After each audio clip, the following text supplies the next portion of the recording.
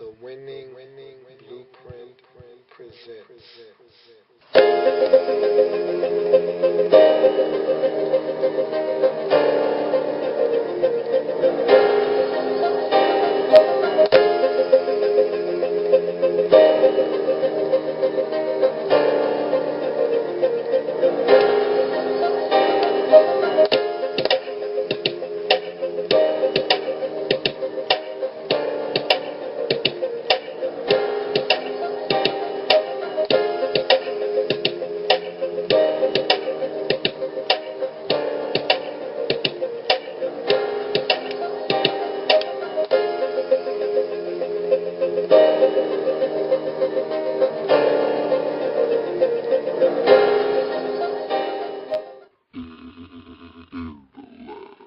Draft Zone.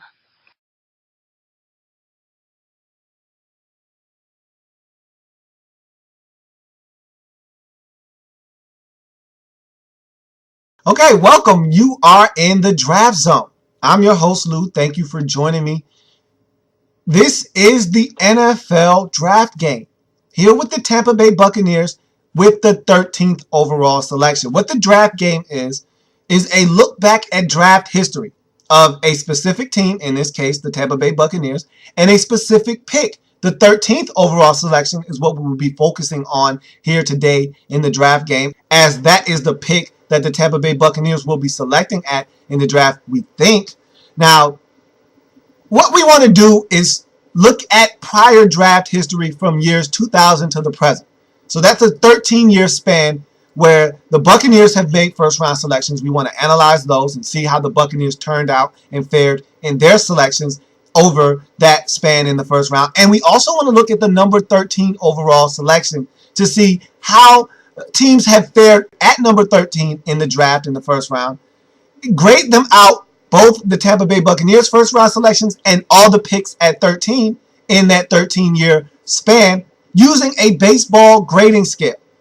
Single, double, triple, home run, and the occasional strikeout if the player did not work out in the league. And so we'll do that, analyze it, break it down, average those scores together, and we'll come up with an aggregate score as to how history says the Tampa Bay Buccaneers are supposed to fare at the number 13 pick.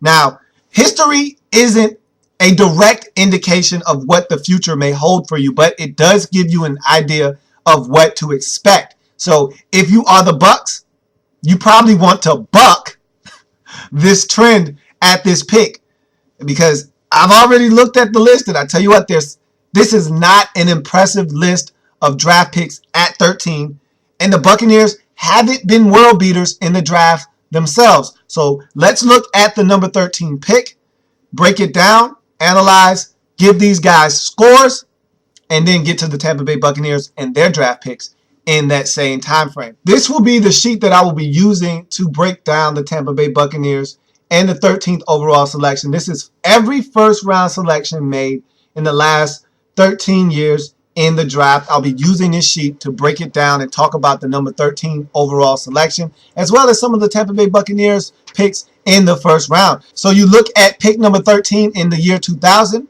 John Abraham, defensive end for the New York Jets. Now, John Abraham to me has had a stellar career. And the only thing he's really missing is that dominant year where he helps his team get to the postseason and they win the Super Bowl, or at least get to one. Abraham has never been to a Super Bowl in his life, has not really had that much success in the postseason. And so, as much as I want to give John Abraham a home run, and I think his career, when it's all said and done, will probably warrant that, right now, I look at John Abraham and I see a solid triple, and that's what I have John Abraham as, a triple right now in this league. You look at 2001, the 13th overall selection, Marcus Stroud, a defensive tackle, and he and John Henderson in the early to mid 2000s formed one of the most dangerous defensive tackle duos in Jacksonville, in the league. And he was dominant at times, was Marcus Stroud. He really anchored that defensive line in Jacksonville, moved on to Buffalo later on in his career, and was a solid player for the Bills as well. Marcus Stroud had a very productive career. He was a really good defensive tackle, at times dominant even. And so Marcus Stroud is a triple in my book. You look at 2002, 13th overall selection, belongs to the New Orleans Saints. They draft a receiver out of Tennessee named Dante Stallworth. Underachieving receiver in my book. A guy that never really took it to that next level. You look at Dante Stallworth in his career and you say to yourself, he's supposed to be better than what he was. He had all the tools you look for. It wasn't the tallest guy, wasn't the most physically imposing receiver. But when he came out of the draft, they didn't make the receivers the way they do now. It's not uncommon to see a 6'4", 225-pound receiver walking around in the National Football League these days. Back then, they didn't make them like that too often. If a guy was 6'3" and cut and chiseled, this guy was a physical specimen. And they still are today, but more so back then than they are now. Back then when Stallworth was drafted in 2002, guys his height were average. That was what the norm was in the league. But he had speed, something that everyone wasn't blessed with. And so he was supposed to excel, but he never did. He never posted a 1,000-yard receiving season in his career. And for that alone, even though his career had longevity, for that reason alone, Dante Stallworth is a single in the National Football League. You look at 2003, Ty Warren, defensive tackle drafted by the New England Patriots. The Patriots are a team that are really good at getting guys and getting the most out of them. They didn't do that with Ty Warren. He had an okay career at best.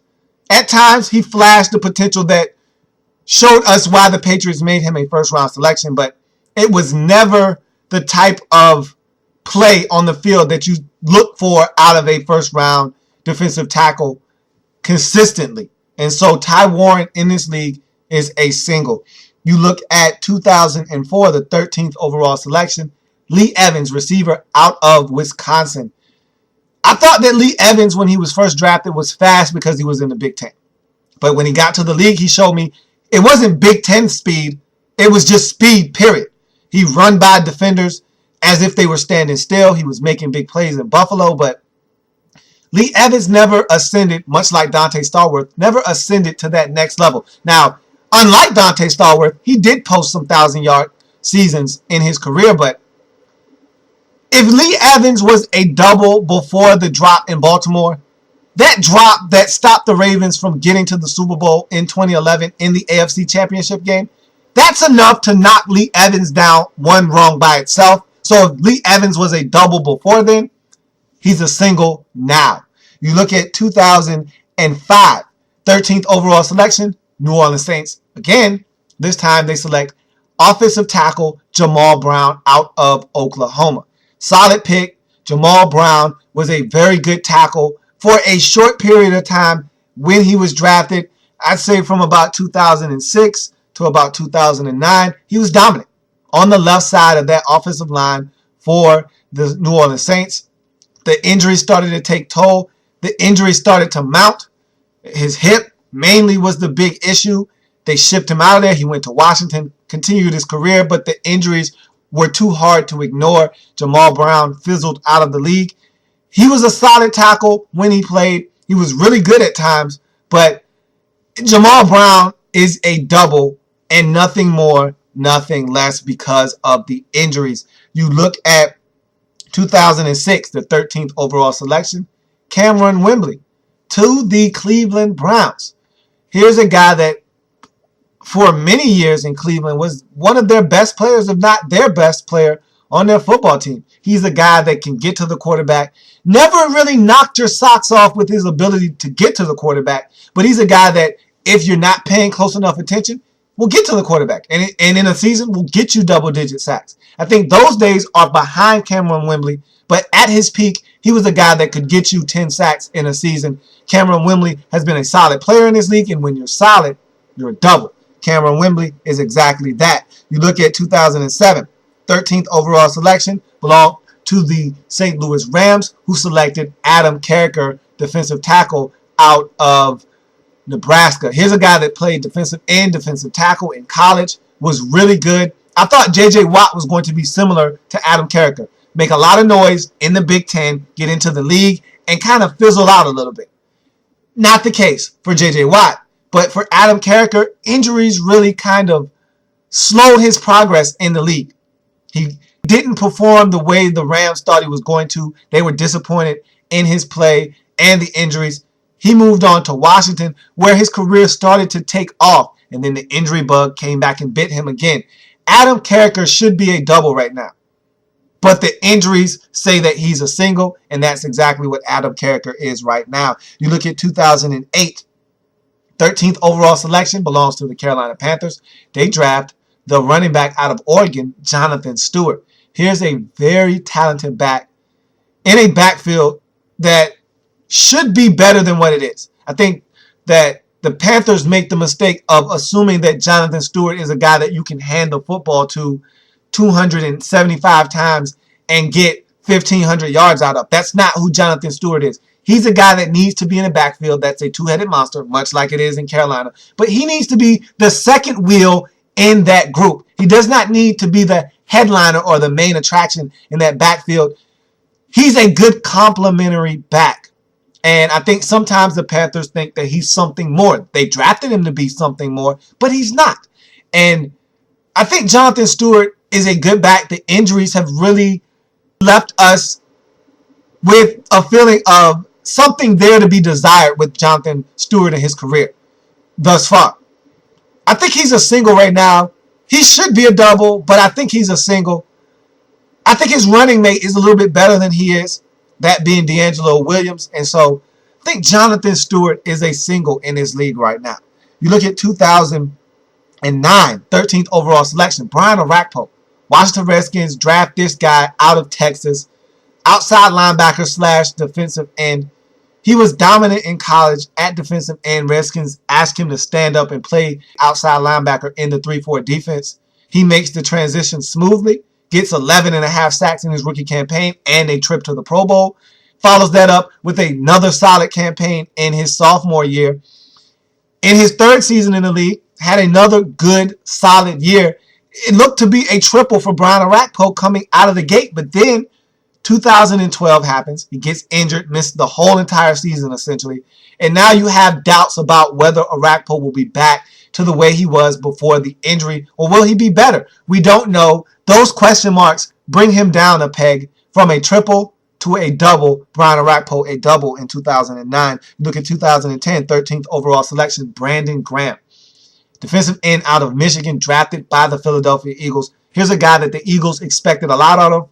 Had an ACL injury, sidelined him, slowed his career. He came back in 2012, had a really good stretch of football where he was able to get to the quarterback. Only was able to amass 5.5 sacks, however, but for a guy who hadn't played in the league, had missed time, that was a very productive season for Brandon Graham. They're looking for more out of him. Now with Chip Kelly in the 3-4 defense coming to Philadelphia, maybe Brandon Graham can excel in this defense. We'll see. Brandon Graham right now is a single in this league, however. You look at 2011, 13th overall selection, belongs to the Detroit Lions. They spend their pick on Auburn defensive tackle Nick Fairley. Solid pick by the Lions. I like Nick Fairley a lot. I think the sky's the limit for this guy if he can stay healthy. When he's healthy, he's a force in the middle of that defense along with Ndamukong Suh. When he's not, of course, like every other NFL player, he cannot make a difference. When he's healthy, I like him a lot. You see the production on the field when he's there. I think Nick Fairley right now is a double. He has the potential to get up there and be a triple, be a home run, but he has to stay healthy and continue to produce in Detroit. You look at 2012, 13th overall selection, Michael Floyd. Look, if you're an Arizona Cardinals fan, he hasn't resembled anything close to what you thought you were getting with that 13th overall selection. He was supposed to come in and immediately give Larry Fitzgerald some help. Take some of the pressure off of him. Allow Andre Roberts to slide over into the slot where he probably more naturally belongs. Michael Floyd hasn't done that. He hasn't used his body the way he did at Notre Dame. He hasn't been that big physical target that the quarterback can get the football to. Now, in his defense, the quarterback position has been a mess in Arizona, especially in 2012, which was his rookie campaign. But it does not change the fact that Michael Floyd had a lackluster rookie campaign. He has to be better. Right now, he is a single. I expect much more from Michael Floyd in 2013. We'll see how he does. But right now, he is just a single. And that is the 13th overall selection in the draft over the last 13 seasons. You add them all up, it averages out to a single. Not a lot of big names here that jump off the screen at you. So it's up to the Tampa Bay Buccaneers to change the fate of this pick. Let's look at their draft history and see what it says and see how that might equate to what they might do in 2013.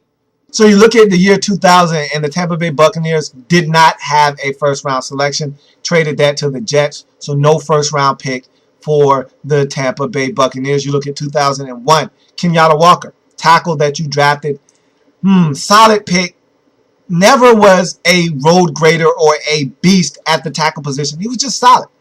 And I can't say solid, because solid would imply that he's a double. Kenyatta Walker was okay. So he was a single.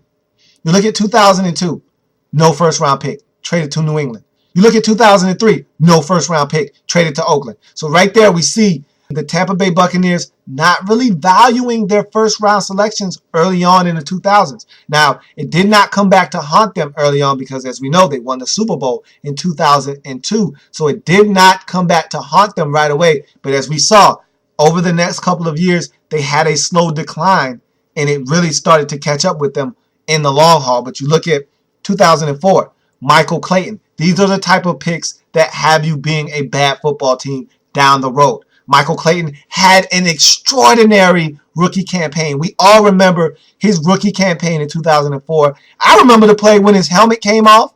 He got up. He wasn't touched. He ran in for a touchdown, and he was dancing. Over 1,100 yards receiving in his rookie campaign. It looked like Michael Clayton was on the way to becoming a dominant number one receiver in his league. And the bottom just fell out of his career after his rookie season. I don't know what happened. I don't know if he was banged up. I don't know if the success got to his head and it got ballooned or inflated or what, but Michael Clayton wasn't the same football player after his rookie season. And it just never really amounted to much after that rookie campaign. Michael Clayton, a single for the Tampa Bay Buccaneers in 2004. You look at 2005. Here's another guy that was okay at best. Carnell Cadillac Williams out of Auburn, the running back that just never seemed to be a guy that you could count on for 16 games in the National Football League. He was either banged up or the production wasn't what you wanted it to be. He did share some of the spotlight with Mike Allstott, but Carnell Cadillac Williams was supposed to be a home run, can't miss prospect out of Auburn. He and his running mate, Ronnie Brown, were supposed to be that. Neither one turned out to be anything other than an ordinary back in the National Football League. Cadillac Williams, a single in this league. You look at 2006, Davin Joseph, guard that you drafted, and he's been a solid addition to your football team since you drafted him in 2006. He's currently still on your roster. Davin Joseph has been a really solid pick for you. And when you're solid, you're a double. And that's exactly what Davin Joseph has been over the life of his career. You look at 2007. Tragic for the Tampa Bay Buccaneers. Gaines Adams, the defensive end out of Clemson. Look, the Buccaneers were done with Gaines Adams when he passed away. He had already been shipped off to Chicago in a trade. The Buccaneers were highly disappointed in the production of Gaines Adams, but I thought that there was still some football, some fight, some productivity left in Gaines Adams. I thought he just needed a change of scenery. He was getting that in Chicago. They play a fast track style of defense in Chicago. I thought it was going to really benefit him to be on a defense like that that gets up the field and gets after the quarterback. He passed away in the offseason due to an enlarged heart. No one even knew anything about it. And so Gaines Adams, a single in this league, could easily be a strikeout, but because of the circumstances surrounding his early departure from the league, I only see it fitting to give the man a single, as I thought he had potential to be more than a strikeout in this league. You look at 2008, Aqib Talib, corner out of Kansas. He's one of those come on guys. And I said that in a previous episode for another team, Kenny Britt was a come on guy. Aqib Talib for me is another come on guy because the potential is there. You can't deny the talent. The talent is there. It's overwhelming. It's oozing from every nook and cranny. That's not the issue here. The issue is the off the field behavior, the mom in the background causing extra problems as well, and then the injuries on the field. If this guy could stay healthy, if this guy could stay out of trouble, and if his mom could get out of the spotlight and let her son play football, this guy could be a beast in the league. All the intangibles are there, except he can't stay healthy and he can't stay out of trouble. Now he's in New England. The Patriots are reluctant to give him a big deal because they're scared of what the Bucs ended up having to ship him out for. The off-the-field issues. And so every time you feel like he's starting to get it, he's starting to come around, he gets injured. Come on, Aqib. Or every time he's starting to play well and the injury bug seems to have departed, he gets in trouble off the field. Come on, Aqib. And that's why he's a come on player, because every time you think maybe the light bulb is starting to come on, you go, come on, because he's done something else or he's gotten injured. And so Aqib Talib right now for me is a double in this league. You look at 2009. You drafted your quarterback of the future, or at least what you assume to be your quarterback of the future, in Josh Freeman out of Kansas State. And I think he's been extremely solid in his career to this point. Yeah, he's had his ups and downs. There have been way too many interceptions over the life of his career to this point, but he's getting better, I think, as a quarterback. Has he always read the field the way he was supposed to? No. Has he always been the consistent quarterback you're looking for as a starting quarterback in his league? No. But Josh Freeman has it. And again, I can't qualify what it is. It's not tangible. It's not something that you can pick up in your hand and look at and see it. But it exists. And Josh Freeman has it. Remember that rookie season when he led the Buccaneers to all these come-from-behind victories? It takes it to be able to do that. Now, not every quarterback in the league has it. Only the good ones have it. Only the great ones have it. Mediocre quarterbacks don't have it. And I think Josh Freeman is more than a mediocre quarterback. I think he's a good quarterback. I think he's a solid quarterback with the potential to ascend into that second tier in the league. But he needs to have more weapons. He needs to be more consistent. And he needs not be afraid of what's out there for him. Cut the football loose. Trust your eyes. See what's there. Let it fly. And I thought he did that for the most part in 2012. He knew he could trust Vincent Jackson. He let the football go. He knew that Dallas Clark was going to get open and win one-on-one matchups. He let the football go. When he gets in trouble is when he doesn't trust his eyes and he tries to wait till guys completely uncover. When you do that in this league and you don't anticipate, you throw it too late and it gets picked off, like it did in the New Orleans Saints game, like it was in the game against the St. Louis Rams when he had 2 4-interception games. So if he can avoid those bumps in the road, I think Josh Freeman is a very solid quarterback. I think he has the potential to be even better. I think Josh Freeman is a double in this league. You look at 2010, Gerald McCoy, defensive tackle out of Oklahoma. I like Gerald McCoy a lot. I think he's a very productive player in this league. I think he's only going to get better. Right now, I have him as a double. He could easily ascend to a triple. I like Gerald McCoy a lot, and I think he's a really good addition to the Tampa Bay Buccaneers and has been since being acquired via the draft in 2010. You look at 2011, Adrian Claiborne. I didn't like the pick then. I still don't like the pick now. I think Adrian Claiborne was a solid defender in the Big Ten. I'm always wary of items I get from the Big Ten that aren't offensive linemen because you never really know what type of athlete you're getting. The Big Ten I see it as a mauling, mashing type of conference with not a lot of explosive athletes. I'll go for the offensive and defensive line in the Big Ten, and I'll feel confident in doing so. But after that, you need to be careful.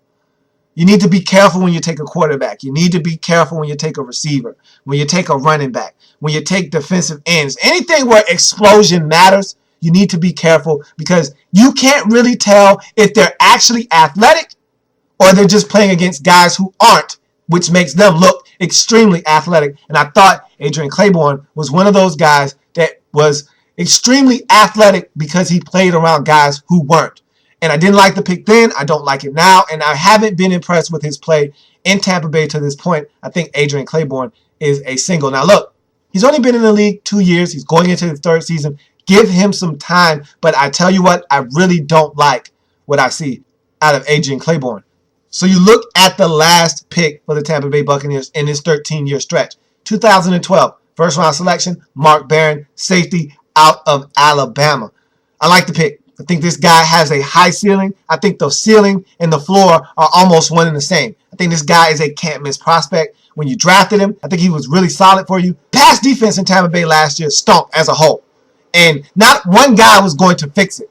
Mark Barron, I thought, was okay. He needs help. They went out and they got Deshaun Golson. You go out and you make some moves in the draft this year to shore up your cornerback position. And I think if you trade for Revis, whether you do or you don't, you got to address this in the draft. I think you do that. And I think the secondary will be better because of it next season. And I think Mark Barron will be allowed to freelance and roam around and do the things that made him a first-round pick out of Alabama because of an addition like Deshaun Golson from the 49ers. I like Mark Barron a lot. Right now, I think he's a double, but I think he's going to be a triple or better when it's all said and done in Tampa Bay. And that's going to do it for the Tampa Bay Buccaneers and their first-round selections over the last 13 years. You average them all up, it's a single. And look, you didn't have 3 picks in the first round in the first 4 years of this period, and so that hurt. A lot of singles here. You didn't have any strikeouts, which is a good thing, but you did not have any triples or home runs either. That hurts. It's a single for the Buccaneers. You average that together with the 13th overall selection. That's a single as well. You average a single and a single divided. Guess what you get? A single. So if you're the Buccaneers, you need to draft something better than a single at 13. That's a no-brainer. I don't have to tell you that. And I don't expect the Buccaneers to even be picking at 13. I expect them to trade this pick to the Jets for the services of Darrelle Revis. And I expect them to trade not only their first, but their third round selection. Keep your second. Get another cornerback in the second round to go along with Revis. And those will be your starting corners day one in the National Football League in 2013. But if you are to select at 13, it's a no-brainer. You get a corner. Whatever's there, you take it. The best available corner in your eyes, you take it. I don't care if it's a guy that people have a second-round grade on. If that's your guy, you take him. If that's Desmond Trufant, you take him. If it's Xavier Rhodes, you take him. Maybe D. Milliner is there at 13. How could you say no to that? So whatever is there, you take it. But look, if you are the Tampa Bay Buccaneers, I don't think there's a way you could strike out here at 13. I don't think there's a way that you could come away with anything less than a double because I think the crop of cornerbacks at the top of this draft are really good. I like D. Milliner. I like Xavier Rhodes. I like these guys, and I think you're going to get either one of two of those guys at the top of this draft. Maybe you get a guy like Desmond Trufant later. Maybe you get a guy like Hayden out of Houston at 13. I don't know what your liking is. I don't know what your cup of tea is.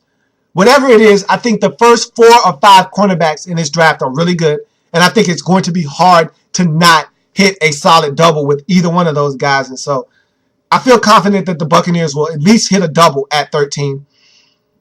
Hard to say what's going to occur at 13. Will they trade out of the spot? Will they have it? If they have it, you take a corner. Either way, you're getting a corner at 13, whether you trade it and get Darrelle Revis with that 13th pick, or you take a player at 13, it's going to be a corner, and I think there's no way this guy is going to be any less than a double for the Tampa Bay Buccaneers. And that's going to do it for the Tampa Bay Buccaneers in the draft game.